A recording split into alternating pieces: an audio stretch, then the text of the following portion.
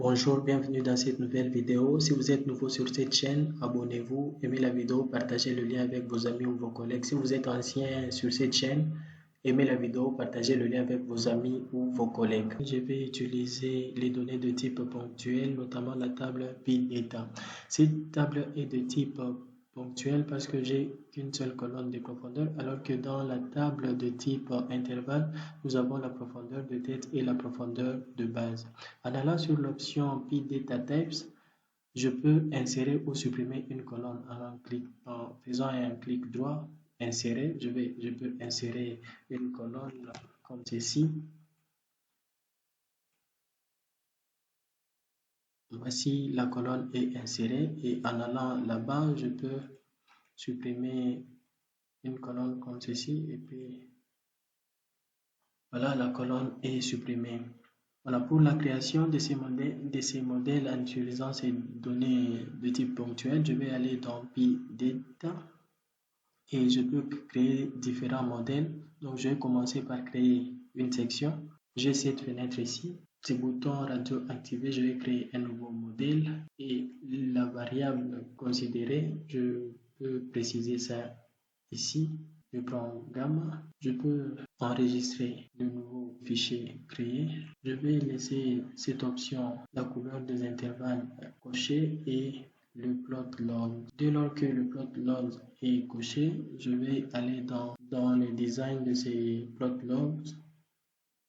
Je vais cocher le titre, la profondeur et le PyData. Et le PyData, je précise encore l'élément ou la variable considérée à ce niveau ici. Et après ça, je peux aller là inclure la légende ou ne pas l'inclure. Donc je vais l'enlever parce que ça ne sert à rien. Mais vous pouvez afficher la légende en cochant ici légende. Puis, OK. Puis dans Section Selection Map, je vais sélectionner la section sur ma carte. Donc, je vais supprimer ceci. Donc, je vais sélectionner comme cette section ici. Et puis, je fais Process. Voici ma section créée. Je peux voir la variation de gamma sur cette section. Je peux enregistrer cette section en allant dans File, Save.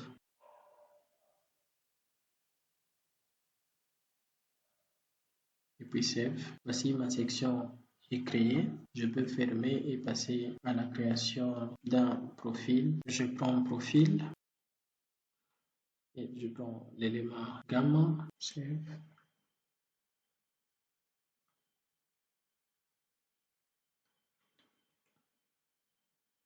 Je garde pratiquement le même paramètre, mais à ce niveau ici, la différence entre profil et section est que lors de la création de section, on a sélectionné le sondage de façon séparée, alors que pour la création d'un profil, on prend le point de départ et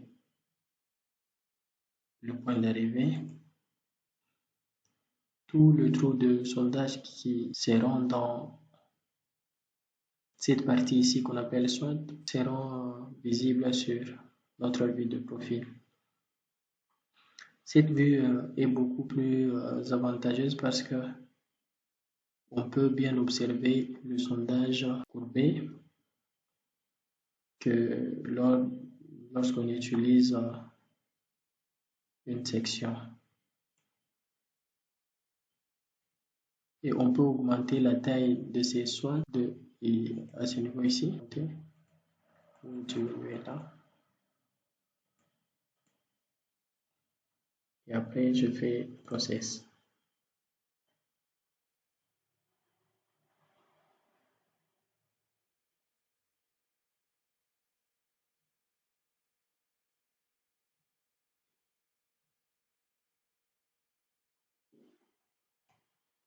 Voici la vue de profil de la section sélectionnée. Je peux voir la variation de cette variable gamma sur cette vue ici. Je peux aussi enregistrer ceci. File, Save.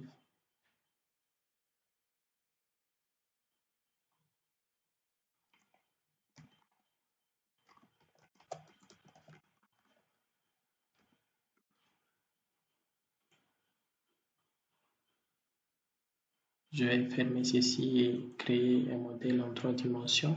Pour ce qui est de la création d'un solide ou d'un modèle 3D à partir de cette table ponctuelle, je vais aller dans PData, puis je prends l'option modèle. Sur cette fenêtre, je vais créer un nouveau modèle et ma variable c'est toujours gamma. Je peux enregistrer comme ceci. Je save. Et je vais aller dans création 3-dimensional diagram. Au lieu de prendre Isosurface, je vais prendre Voxel. Et je vais décocher ces options ici, je n'ai pas besoin.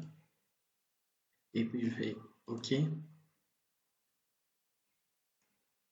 Je vais aussi créer le plot logs et je vais me rassurer dans 3D Strip Log Designer. Je vais prendre l'option PData.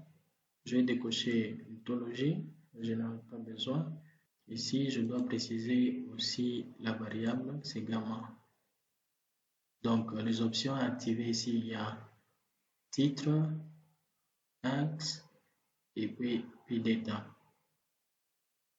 Voilà, et puis je fais process.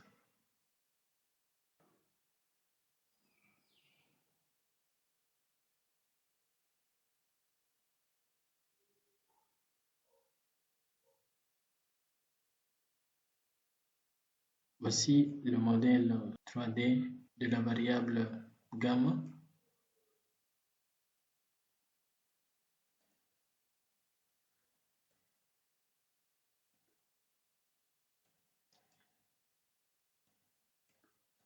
Il paraît très lourd.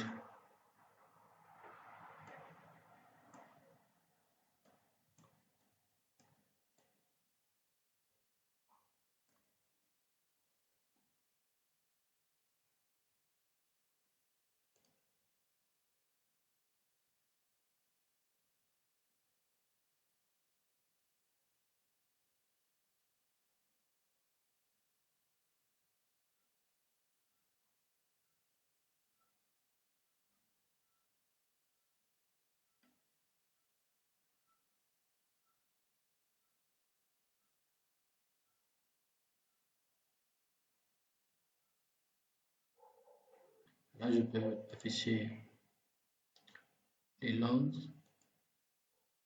et je peux voir comment se présente aussi.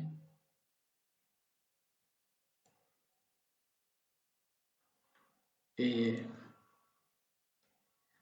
en allant dans les options de ces solides, je peux le filtrer là. Et comme par exemple,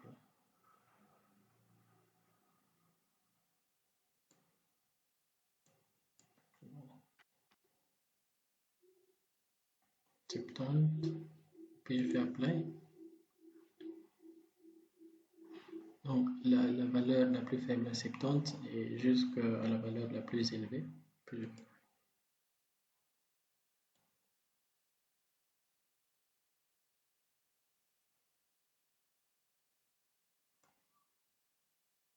vois comment se présente le modèle en 3 dimensions de la variable gamma pour cet exercice.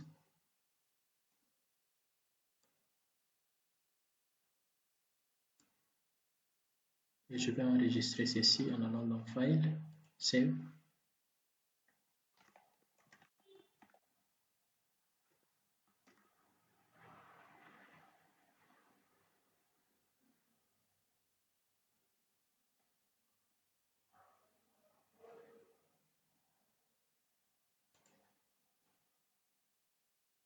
Merci d'avoir suivi cette vidéo. N'oubliez pas de vous abonner, d'aimer la vidéo, de partager le lien avec vos amis ou vos collègues. Si vous avez des questions, si vous avez besoin du logiciel, faites-le savoir dans les commentaires. Bye, à la prochaine.